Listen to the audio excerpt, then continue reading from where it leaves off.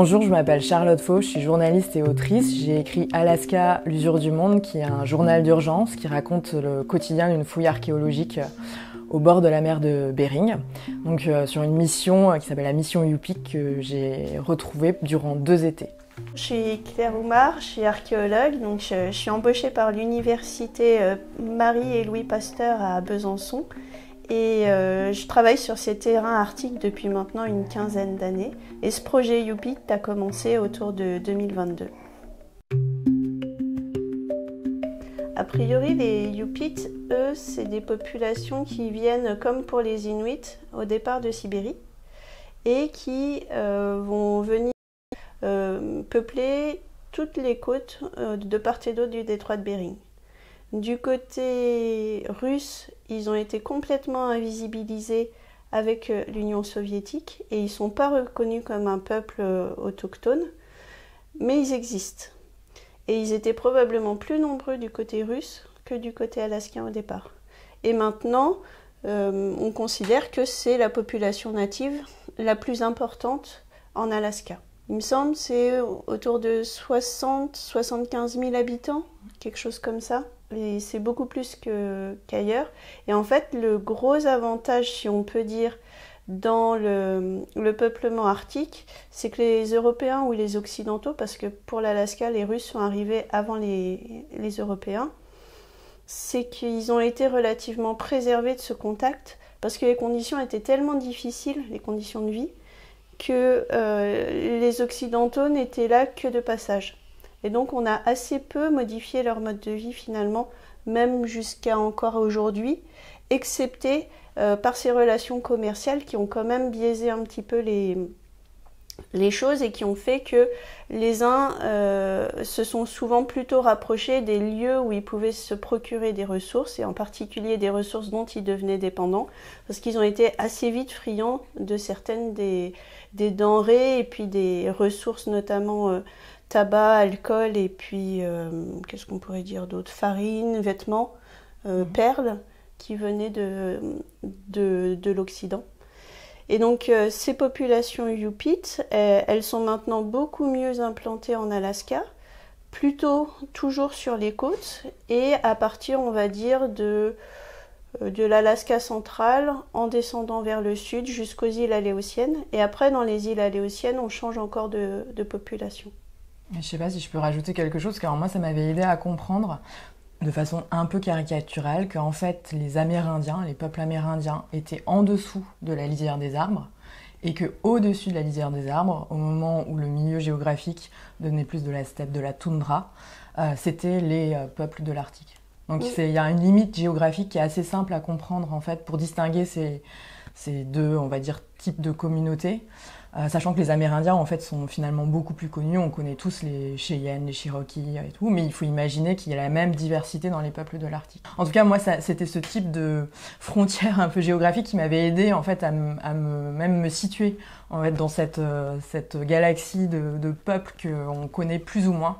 Et finalement, c'est vrai que les Yupik, on les connaît peu, mais on connaît davantage les Inuits, mais finalement, c'est une même catégorie, en fait, Disons que c'est des racines communes, probablement, du côté de la Sibérie, autour de 1000 après Jésus-Christ, quelque chose comme ça, voire plus ancien. On ne sait pas exactement... Les Yupik ont été assez peu étudiés, donc on ne sait pas exactement... quelle en est l'origine précise, ni de quand elle date. Et quelles sont les anciennes cultures archéologiques qui ont permis à cette nouvelle société, maintenant on pourrait dire, d'émerger. La tourbe, c'est le sol présent pratiquement partout dans cette zone-là. Et donc tout ce qui n'est pas de la tourbe, on sait que ça a été amené par l'homme. Donc dans un sens, c'est facile. Si c'est du bois, de la pierre, du métal, des herbes, tout ce qui n'est pas tourbe a été amené par l'homme. Alors après, c'est un site qui est tellement riche parce que justement, comme il a été préservé par le gel, tout est quasiment préservé. On a les peaux, on a les cheveux, on a le bois qui en général se conserve assez mal. On n'a pas de pierre et de structure vraiment marquantes. Et le bois, quand il est utilisé en tant que poteaux.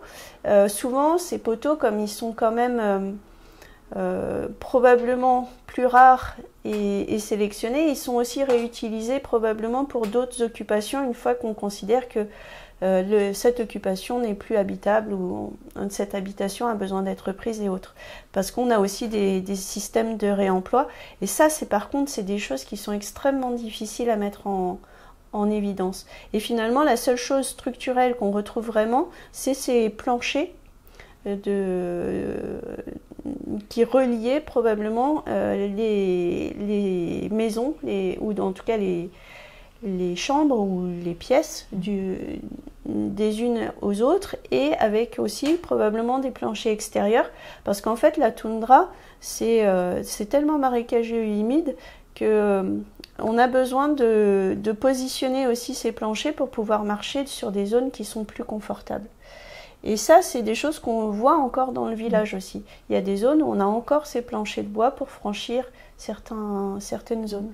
Et en fait, souvent, ce qui est drôle, c'est que dans ces trous de poteaux, c'est là qu'on va trouver des masques ou des moitiés de masques. Parce que probablement qu'une façon de protéger cette maison-là aussi, c'est justement de se protéger des esprits malveillants.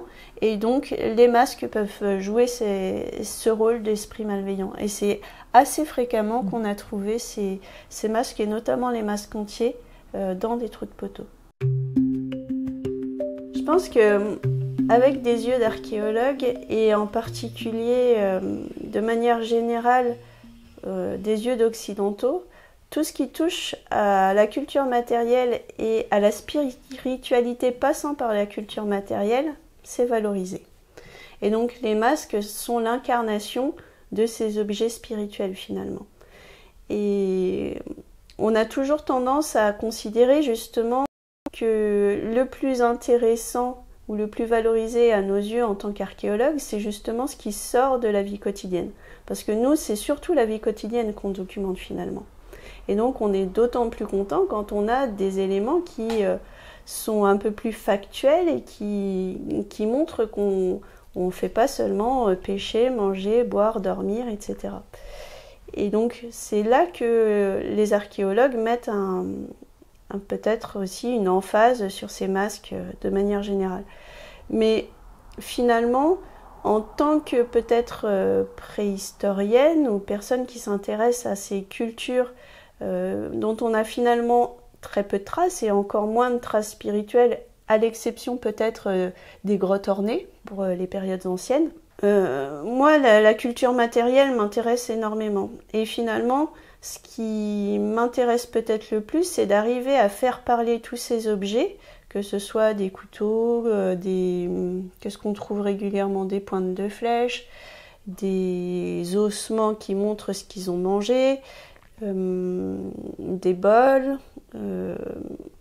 en tout cas tout ce qui matérialise leurs activités de la vie quotidienne. Moi, c'est des choses qui m'intéressent. Et d'arriver justement à reconstituer l'histoire, de voir quand est-ce qu'ils ont été là, quel est l'impact des saisons sur leur alimentation, etc. Et en fait, dans un sens, pour moi, le masque, c'est un petit peu la cerise sur le gâteau, mais c'est aussi cette part de mystère qui, dans beaucoup d'autres contextes, serait quasiment de l'ordre de l'interdit en termes d'interprétation, parce que on aurait tendance à en dire plus sans avoir d'arguments pour pouvoir les interpréter. Et là, le gros avantage de ces contextes-là, c'est que cette histoire, même si elle a peut-être 400 ou 500 ans, elle a vécu et puis elle était encore présente, plus maintenant dans les populations actuelles vivantes, on va dire, ça devient de plus en plus compliqué, mais dans la mémoire des personnes vivantes. Une vision assez différente de Claire, c'est pour ça que c'est complémentaire, parce que moi je suis vraiment arrivée à me passionner pour ce site au départ parce que j'ai vu une photo de masques. Donc c'est des masques qui ont été aussi collectionnés par les poètes surréalistes, il y en a 3 au Quai Branly. C'est vrai que c'est des objets qui sont incroyables, voilà. Mais au-delà de leur beauté esthétique, moi ce qui me fascinait, c'est que de ce que j'avais lu, et là aussi c'est très schématisé parce qu'il y a vraiment beaucoup d'explications par rapport à ce que ça a pu être, dont on n'est pas forcément sûr, mais c'était les visions des chamans, en fait. Et notamment aussi beaucoup des animaux qui leur étaient apparus en rêve. Et moi, symboliquement, je trouvais assez beau quand on sait que ce que traversent ces peuples, de me dire qu'on pouvait finalement aider à sauver des rêves qui avaient été enterrés dans la tourbe 4 à 500 ans en arrière. Moi, de façon personnelle, c'était vraiment quelque chose que je trouvais très beau. Et en allant sur place, ça a pris une autre dimension parce que, alors, effectivement, lorsqu'on recueille ces vestiges, on voit à quel point, dans les yeux des habitants, ils ont un respect, une importance. Par exemple, effectivement, Claire parlait de Mini, donc qui est une des villageoises, qui est petite fille de chamane. En fait, on lui a interdit, lorsqu'elle était enfant, d'apprendre les gestes de sculpture, d'apprendre les danses, parce qu'ils s'étaient mis à être considérés comme le diable. Et le fait même de pouvoir tenir dans ses mains un de ces objets, mais c'est un nouveau souffle, en fait, pour elle. C'est vraiment, ça prend une importance extrême. Et c'est très, très beau à voir, en fait, de voir cet impact et ce lien qu'il peut avoir entre le passé et le présent, et c'est là aussi où on se dit qu'effectivement l'archéologie peut changer des vies, en tout cas moi je pense, puisqu'elle permet de raviver en fait cette identité. Et alors l'autre chose aussi moi que j'ai trouvé troublante, c'est la persistance de la figure humaine dans le sol, parce qu'en fait à chaque fois, il y a quand même beaucoup d'objets qui ont une figure humaine, et il y a aussi toutes ces petites poupées qui ont été déterrées à de nombreuses reprises. Et alors c'est pareil en fait, alors là c'était avec Jimmy, mais il me disait à chaque fois, donc qui était le lead sur le chantier, il me disait mais en fait ça veut dire que ces poupées, sans doute, elles portent le nom des villageois aujourd'hui, parce qu'en fait les patronymes, les noms se transmettent dans le temps, c'est-à-dire ils ne sont pas genrés, et c'est que lorsque quelqu'un meurt, un nouveau-né, en fait, va être reconnu à un trait de caractère et va prendre le nom de la personne. Donc il y a vraiment une continuité, un prolongement de ces noms qui se sont transmis depuis, entre guillemets, la nuit des temps. Et lorsqu'on trouve un de ces objets, on peut se dire, ah ben tiens, peut-être que c'est Yaktuk, peut-être que c'est Agayour, peut-être... Et ça prend une dimension tout d'un coup très très forte. Alors finalement, c'est un site qui est très récent, puisque les occupations les plus anciennes, mais on n'a qu'une seule date et on n'en est pas encore bien sûr, ça serait autour du XIIIe siècle, peut-être XVe plutôt. Et l'abandon du site, il date de la fin du XVIIIe siècle, probablement 1765, à partir des datations radiocarbone qu'on a obtenues. Pour un équivalent français, on est en pleine monarchie avec la dynastie des Louis et autres, alors qu'en Alaska, on est encore dans un mode de vie qui est complètement préhistorique, nous qu'on appelle pré-contact, parce que justement, on n'a pas encore eu ces échanges avec soit les Russes, soit les Européens, qui apportent justement cette modernité qu'on connaissait dans d'autres coins du monde. Et donc on fonctionnait encore avec ce qu'on appelle l'économie de subsistance, la chasse, la pêche, et avec des matériaux locaux et essentiellement de l'ardoise, donc des outils encore en pierre, un petit peu de métal, probablement acquis par des échanges qu'on ne maîtrise pas encore très bien, mais on n'a absolument aucun objet industriel sur le site. Ah oui, ça c'est une histoire un peu dramatique. En fait, probablement aux alentours de ce changement de millénaire, au XIe, XIIIe siècle, dans le détroit de Bering, probablement sous l'influence de la Chine et du Japon, on a une montée des sociétés guerrières et des conflits qui se met en place, et probablement que cette région qui est plus ou moins protégée jusqu'à présent devient aussi impactée et entraînée dans ce qu'on appelle la guerre de l'arc et de la flèche, les Bows and Arrows Wars, qui sont finalement des suites de représailles entre villages avec des personnes qui sont de tout âge. On vise pas seulement les hommes, on vise aussi les femmes et les enfants, et qui sont, même s'ils aiment vraiment pas ce terme sur place, tués et traités dans des conditions qui sont fatales. Et en fait, cette dernière occupation du site, elle est matérialisée par un incendie, qui est probablement pas un incendie dans la volonté de brûler et de tout faire disparaître, mais plutôt d'enfumer les populations pour les faire sortir des maisons et ensuite les attaquer à coups d'arc et flèches. Et alors, ce qui est particulier aussi, c'est que, alors, même si effectivement c'est des périodes relativement récentes, elles sont quand même éloignées dans le temps pour nous, mais le fait que la tradition orale compte énormément dans ces territoires, c'est des territoires qui sont compliqués, dangereux, avec la toundra en été et donc la glace en hiver. Et en fait, l'écoute et le partage d'expériences via les anciens et les mots pour vivre, ce qu'ils appellent les mots pour vivre, est extrêmement important. Donc en fait, ce partage d'expériences se prolonge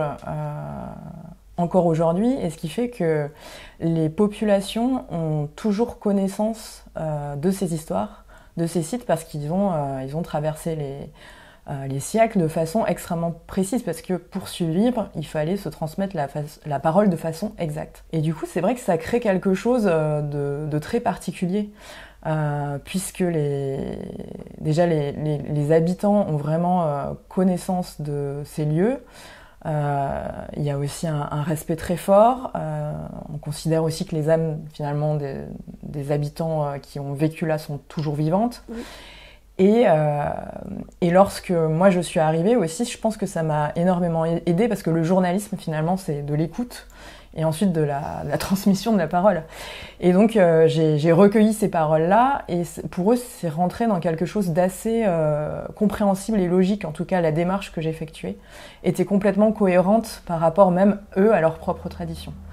Voilà. Et ce qui faisait aussi la différence entre d'autres journalistes qui sont venus, parce que Charlotte n'est pas la première, c'est qu'elle a passé du temps dans le village et elle a cherché à s'intéresser à eux, plutôt que d'arriver avec 5-10 questions à poser, rester 3 jours et repartir. Et ça a fait une différence aussi, et c'est ce qui se ressent dans le livre. Elle a noué des liens avec certains villageois qui sont forts et qui vont perdurer, alors que la plupart du temps, les journalistes viennent aussi plutôt en consommateurs, posent toujours les mêmes questions, et puis les habitants en ont assez finalement. Je pense qu'ils considèrent leurs vestiges avec même plus d'importance que nous, et dans un sens, même eux ne se seraient pas autorisés à aller fouiller sur ce site. Et si la fouille a pu avoir lieu à partir de 2009, c'était le fruit d'un dialogue qui a duré au moins 2 ans et qui a fait pencher la communauté pour autoriser ces fouilles, parce que sinon le village allait être complètement anéanti par justement la montée des eaux et l'érosion côtière. Et donc en fait, c'est justement quand Warren, qui est un des instigateurs principaux dans le village, a argumenté en disant que si on faisait rien, leurs descendants n'en auraient plus aucune trace, qu'il a apporté l'argument convaincant. Et donc c'était pour sauver l'histoire de ses ancêtres et pouvoir la transmettre aux générations futures que la fouille a pu avoir lieu et que les autorisations ont été données par le conseil des anciens du village, etc. Et après, je pense que c'est juste une question de compétences. Il y a très peu de personnes dans ces villages natifs qui ont fait des études en archéologie, qui savent comment faire parler les vestiges du passé, et pas seulement les vestiges, aussi les structures, leur organisation. Et donc, ils ont fait appel à Rick Knecht, qui lui est un archéologue qui a beaucoup travaillé, qui est américain, qui a beaucoup travaillé en Alaska, en particulier dans les îles Aléoutiennes, qui a monté plusieurs musées locaux. Et ce qui leur plaisait dans cet archéologue, c'est justement qu'il avait le respect des populations locales et qu'il cherchait à laisser ces objets dans les lieux où ils avaient été trouvés et pas de les rapatrier dans des grands musées. Parce qu'à Nunalek, il y a à peu près 500 pièces qui mériteraient d'être mises dans n'importe quel grand musée européen ou américain parce qu'elles sont de très grande qualité. Mais lui, justement, sa démarche, c'était de laisser aux populations la possibilité de s'imprégner et de bénéficier de leur passé, finalement.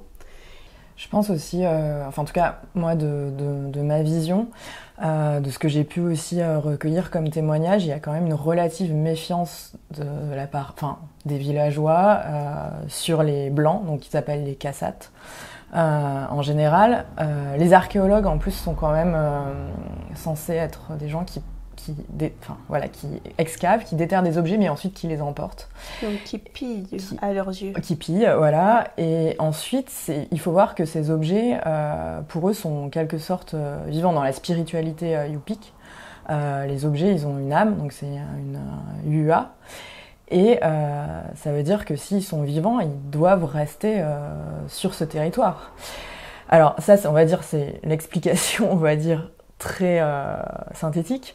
Il y a aussi celle, je pense, spirituelle, de se dire que, en fait, ramener ces objets dans une collection étrangère, pour des gens qui, effectivement, des Occidentaux qui n'y comprennent pas complètement ce que ces objets signifient, à quoi bon?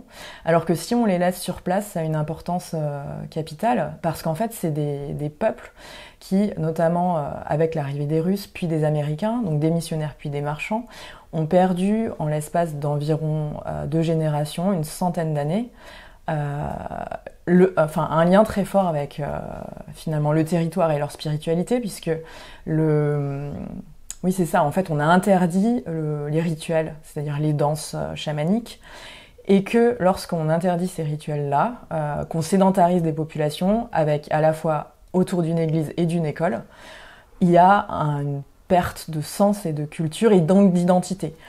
Et ces objets-là, c'est des témoins, c'est des traces fondamentales qui les rattachent à cette identité-là.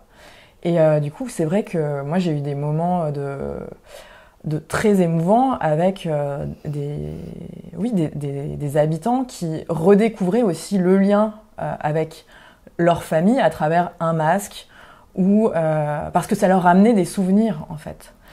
Et ça, c'est absolument capital lorsqu'on voit à quel point ces peuples sont bouleversés, d'une part par le capitalisme, mais aussi par la crise climatique. Voilà. L'érosion, oui, elle est très présente à la fois d'un point de vue physique, mais aussi d'un point de vue sociétal, en fait. Cette érosion, elle est liée à plusieurs facteurs. Probablement qu'un des facteurs les plus importants, c'est le fait que, avec le réchauffement climatique, ces sols qui, même s'ils sont encore gelés actuellement en été à 30 cm de profondeur, ils sont quand même plus sujets. Disons que le permafrost, qui lui est un peu plus en dessous, parce qu'on fait une différence entre sol gelé et permafrost. Le permafrost, c'est le sol gelé en continu, été comme hiver, et qui ne va pas subir les phénomènes de gel-dégel, et souvent il y a une couleur un peu bleutée. Ça, nous, on ne l'a pas vu. Et il était présent au début, il y a 15 ans, et maintenant on ne le voit plus. Et en fait, nous, on est plutôt dans des sols gelés qui le sont plus ou moins selon les saisons. Et donc cette zone de sol gelé, elle est moins importante, et le sol il va geler plus tardivement. Et on a aussi des phénomènes de tempêtes qui vont être plus violentes. Et donc avec une côte qui est moins bien protégée par le gel et ces tempêtes qui sont plus violentes, on va avoir une érosion côtière qui va être d'autant plus marquée.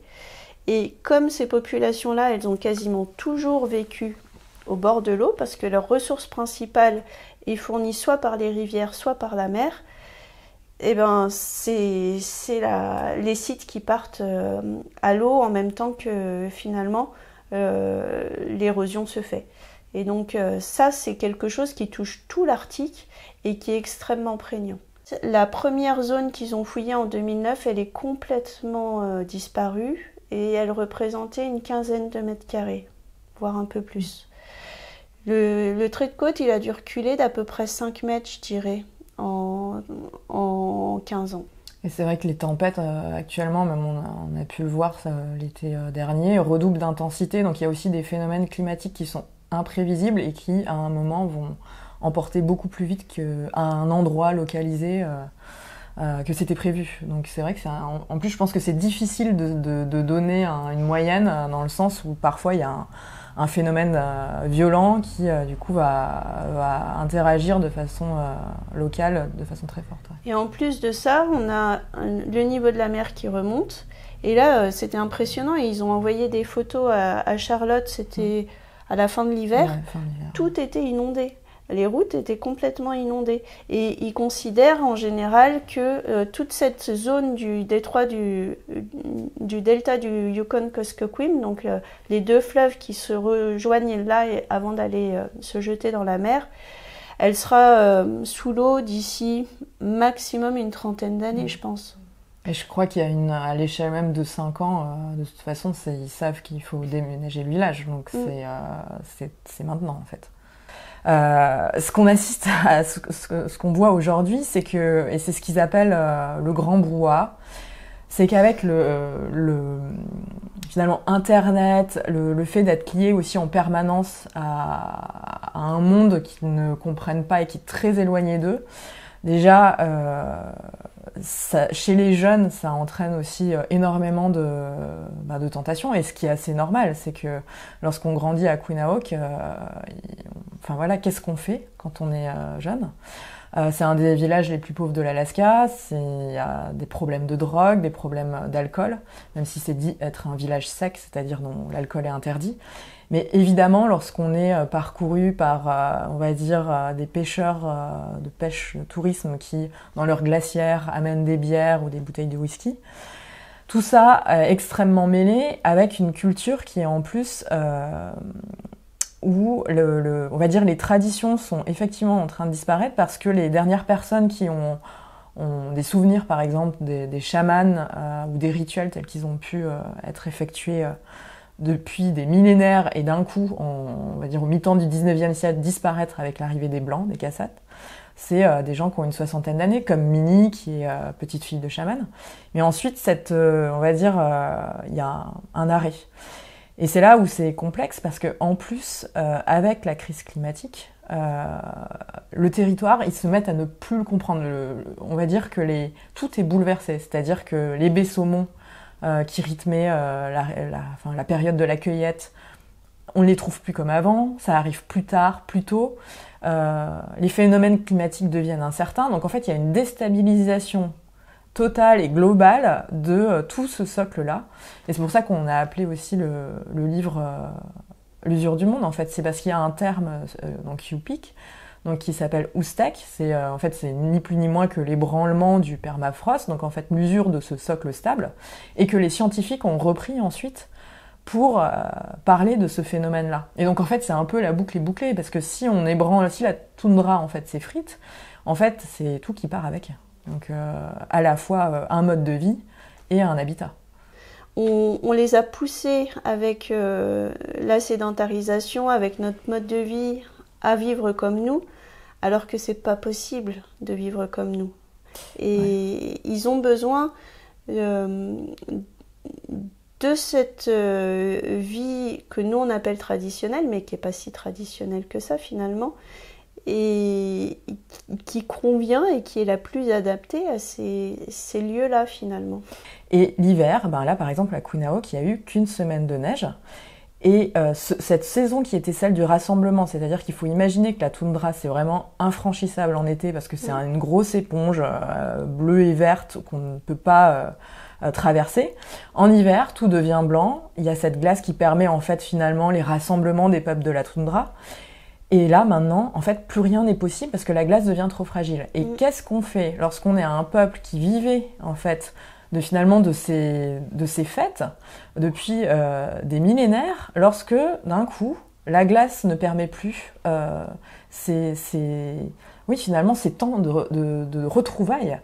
Et ça, tout ça, en fait, ça introduit aussi, finalement, au niveau même de leur identité, des gros changements. Parce qu'en fait, c'est, encore une fois, ça veut dire comment on s'adapte à ça, comment on peut même prévoir des choses qui, à un moment, ont rythmé un quotidien, des habitudes, et un lien avec un territoire et aussi la parole des anciens. Mm.